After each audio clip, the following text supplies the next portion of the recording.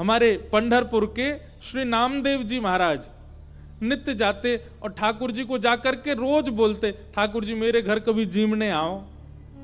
श्री विठ्ठल भगवान ऐसे खड़े रहते।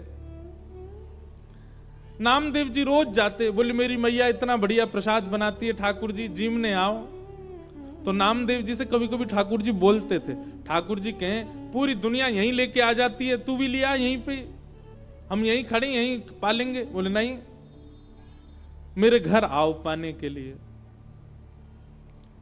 तो ठाकुर जी बोले मैं तेरे घर पाने जाऊंगा तो यहां पे कौन खड़ा होगा मेरी जगह, लाखों लोग दर्शन करने आते हैं।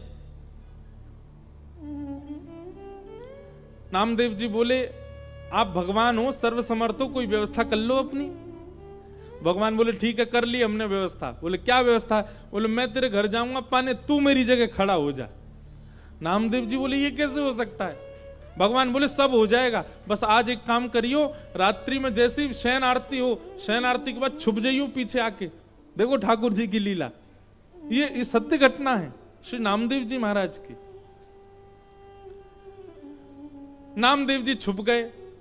रात्रि में शयन आरती के बाद जैसे ही कपाट बंद हुए, ठाकुर जी तुरंत मूर्तिमंत खड़े थे, मूर्ति से सहज हो गए और सहज उतर गए अपने आसन से। और नामदेव जी कहा तुम खड़े हो जाओ। खड़े हो गए। नामदेव जी बोले ऐसे खड़े हो जाओ हमारी तरह। हो गए खड़े। अब ठाकुर जी उनका श्रृंगार कर रहे हैं, अपनी जैसी पगड़ी पहनाई, अपने जैसे वस्त्र पहनाए, अपने जैसे पूरे हाथ पाम कर दिए, कहीं से काजल ला करके हाथ पाम में लगा दी, बिल्कुल कारे बना दिए नामदेव जी। और नामदेव अब हम जा रहे हैं तुम्हारे घर प्रसाद पाने, 2-4 घंटा में मंगला आरती होगी, खड़े रहना यहीं पे। और सुनो 2-4 बातों का ध्यान रखना। क्या? ये सुबह सुबह पुजारी आकर के तुमको ठंडे ठंडे पानी से नवाएंगे, ठिठर मत जाना। अंदर से ठंडी लगे तो भी रोक लेना। नामदेव जी बोले वो कैसे रोकूंगा? बोले हम नहीं रोक रहे इतने साल से, रोज रोज हमको भी नवा देते हैं सुबह 4 बजे, हम भी तो अपनी कंपन होता रोकते हैं उसको। और सुनो फिर दूध से नवाएंगे तुमको, उसके बाद शहद डालेंगे तुम्हारे ऊपर। और फिर वहां कभी आप लोगों का अवसर मिले ना, एक बार जाइए पंढरपुर, साल में एक बार भारत के कोई कोई तीर्थों में जाया करो, सब जगह दर्शन करो ठाकुर जी का कैसे विराज रहे हैं। तो कभी पंढरपुर जाओ तो हमारे कहने से वहां की काकड़ा आरती सुबह होती है 3:30 बजे, उसका दर्शन करना। काकड़ा आरती जो हमारे ब्रज में मंगला आरती होती है, वही वहां काकड़ा आरती।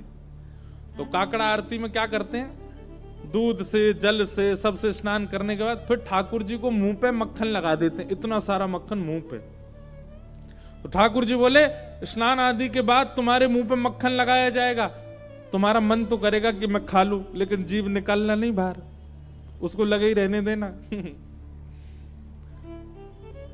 रामदेव जी बोले फिर तुम्हारा श्रृंगार होगा।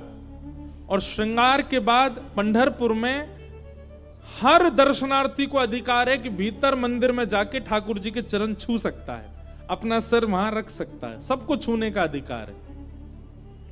बोले दुनिया भर के लोग तुम्हारे सामने आएंगे, सब लोग आकर के तुम्हारे चरणों में प्रणाम करेंगे, अपने दुख दर्द बताएंगे, सबकी सुन लेना, पूर्ण किसी की मत करना। तुमको दया भी आएगी, कोई रोता हुआ भी आएगा, कोई बहुत ज्यादा विचलित भी आएगा। नामदेव जी बोले क्यों पूरा नहीं करूं? वो सबका विधान बना हुआ है, वो सब काम हमारे लिए छोड़ दो, किसको क्या देना क्या नहीं देना। तुम बस कहीं ऐसा नहीं कि यहाँ खड़े होके कोई रोता हुआ आया उसके आंसू पोंछने लग जाओ, कहीं तुम जरा भी हिल गए तो पुजारी पंडा बहुत मारेंगे, सब कहेंगे कहां गए हमारे ठाकुर जी, कौन खड़ा हो गया आके। नामदेव जी बोले जो आ गया, बढ़िया निमंत्रण दिया भोजन का, मैं तो बंध गया यहाँ पे। बोले हाँ रोज आ जाते हो भोजन करने, आओ अब जा रहे हैं हम भोजन करने, खड़े रहो यहीं पे। और श्री पंडरीनाथ श्री साक्षात द्वारिकाधीश अर्धरात्रि में नामदेव के घर गए, अकेले द्वार खटखटाया, मां अंदर से चिल्लाती हुई ए नामा, पूरे दिन मंदिर में पड़ा रहता है, आधी रात में आता, सब सो रहे हैं यहां पर। जैसे ही द्वार खोल करके देखा, आहा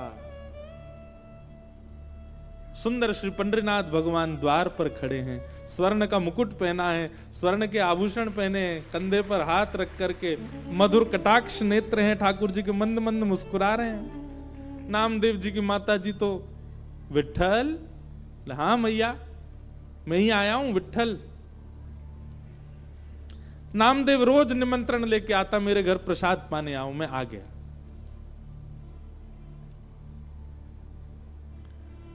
नामदेव जी की माता जी ने चूल्हा रात में चेताया, खूब बढ़िया बढ़िया प्रसाद बना करके ठाकुर जी को अपने हाथ से पवाया। इतने में ही घंटे घड़ियाल बजने लगे, 3:30-4 बज गए, सुबह के मंगला आरती का समय हुआ। ठाकुर जी ने कहा मैया जल्दी करो। बोले क्या हो गया? अब आपको मंगला में जाना है? बोले मंगला में अब मैं तो व्यवस्था करके आया हूं वहां पे, लेकिन मुझे आज तक तो मैं दर्शन देता था काकड़ा आरती में, मंगला आरती में, आज मैं दर्शन करने जाऊंगा। मैया बोली क्या करूं? बोले काली सौल लेके आओ। और मैया सौल लेके आई। ठाकुर जी ने अपने मुकुट उकुट उतार करके, आभूषण उतार करके, और काली सौल में बढ़िया स्वयं को लपेट लिया, किसी को पहचान में नहीं आवे। कारे कारे तो ठाकुर जी हैं, काली सौल और ओढ़ ली। अब तो निकल पड़े, दौड़ के जा रहे हैं देखने के लिए नामदेव कैसा लग रहा है मेरे स्थान पर खड़ा होके। दर्शनार्थी लाइन लगा करके खड़े थे, उन्हीं में ठाकुर जी खड़े हैं और दूर से ही निहार रहे हैं। नामदेव जी चुपचाप नेत्र बंद करके, हाथ बिल्कुल कमर पर, जैसे पंडरीनाथ भगवान खड़े होते हैं बिल्कुल वैसे ही खड़े हैं। और ठाकुर जी दूर से ही देख करके नामदेव की बलियां ले रहे हैं। आहा मेरो नामा कितना अच्छा लग रहा है। गर्भगृह में जैसे ही ठाकुर जी पहुंचे, ठाकुर जी के आते ही नामदेव जी को पता चल गया कि ठाकुर जी आए हैं। सो नामदेव जी मन में सोचे सब प्रणाम कर रहे हैं कि ठाकुर जी प्रणाम नहीं कर ले मुझको, मैं कैसे रोक पाऊंगा? ठाकुर जी प्रणाम कर रहे हैं। ठाकुर जी गए, नामदेव जी को देखा। नामदेव जी को देख करके जैसे ही नीचे सर झुकाया, नामदेव जी के नेत्रों से आंसू गिरने लगे। नाथ ही कैसी लीला कर रहे हो आप? बलैया लेने लगे। अद्भुत हैं बंधुओं ठाकुर जी। ठाकुर जी जैसा प्रेम कौन कर सकता है? अपने भक्त को अपने स्थान पर खड़े होकर उसके दर्शन करने आए हैं। पहले तो खूब बलैया ली, और फिर उसके बाद ठाकुर जी बोले ए नामा तुझे नोच के भाग जाऊं? तू जोर से चिल्लाएगा, पंडित पुजारियों को पता चल जाएगा।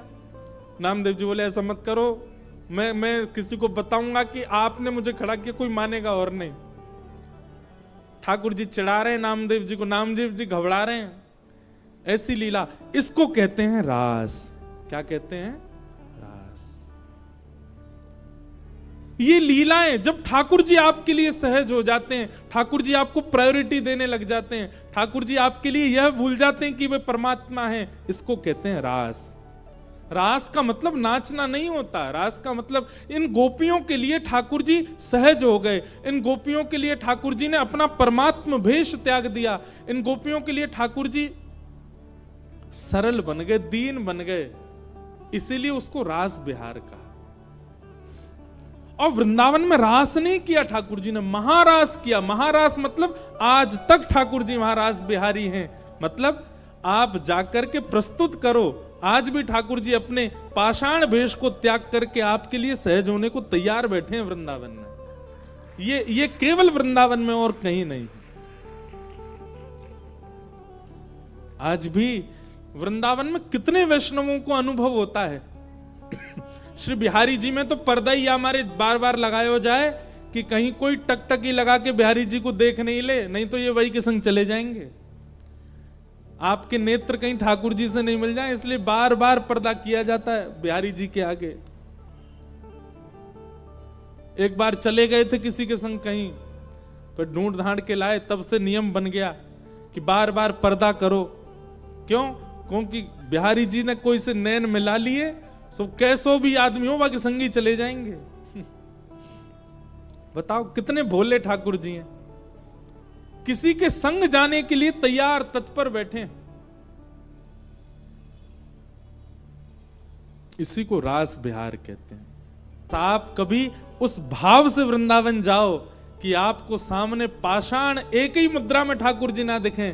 कभी उस भाव से जाओ कि साक्षात श्री ठाकुर जी आपको अनेक मुद्राओं में दिखाई दें, आपको बोलते हुए दिखाई दें, आपके आगे कोई लीला करते हुए दिखाई दें, तब समझो हाँ अब मेरे संग रास हुआ।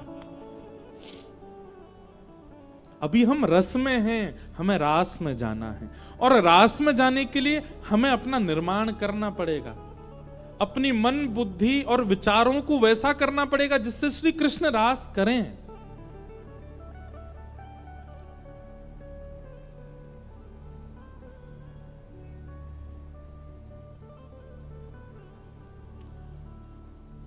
गोपियां अपने अपने घरों में, ये गोपियां सामान्य नहीं है बंधुओं, ये त्रेता युग के समस्त दंडकारण्य वन के संत हैं जो राम जी से मिलने की प्रतीक्षा कर रहे थे।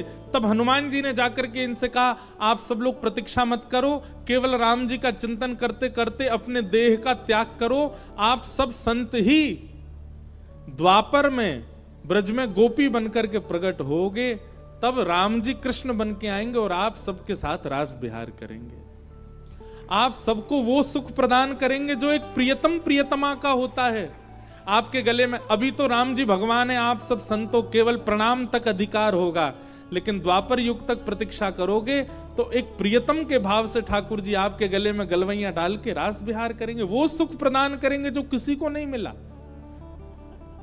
तब से दंडकारण्य वन के संत वही द्वापर में ब्रज की गोपी बनकर के आए, और जैसे ही कृष्ण प्रकट हुए नंदरानी के भवन में, गोपियों ने जैसे ही श्री कृष्ण को देखा, नन्हे से कन्हैया को देखते ही सब गोपियों को याद आ गया कि अरे हम तो पूर्व जन्म के संत हैं और ये साक्षात राम जी ही कृष्ण बनकर के आए हैं हमारे साथ रास विहार के लिए। अब सब गोपियां प्रतीक्षा कर रही हैं ये कब उस भाव में आएंगे कि हमारे साथ रास करें, और आज वही दिन आया।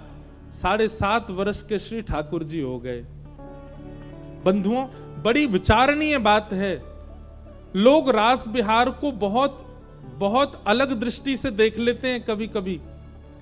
मैं उन लोगों से प्रार्थना करना चाहता हूं, ठाकुर जी की आयु 7.5 वर्ष की है और ठाकुर जी के साथ रास करने वाली गोपियों की आयु 80 वर्ष की, 90 वर्ष की, 100 वर्ष की। अरे 100 वर्ष से लेके 6 वर्ष तक की गोपियां हैं ठाकुर जी के साथ रास विहार में। इतने नन्हे से बालक के प्रति 80 वर्ष की गोपी का प्रियतम भाव कैसे आ सकता है? केवल तभी आ सकता है जब उनको उस नन्हे से बालक में परब्रह्म का दर्शन हुआ हो। 7.5 वर्ष के बालक को, अब तो बालक बड़े पढ़े लिखे होने लग गए हैं बचपन से, हम तो भैया अपनी सत्य बताएं कोई फिल्टर नहीं है बात में। 7.5 वर्ष तक हमको ये भी नहीं पता था कि कपड़े कैसे पहनते हैं। 7.5 वर्ष की आयु में ऐसे ही डोलते थे और उनके साथ गोपियां रास विहार कर रही हैं।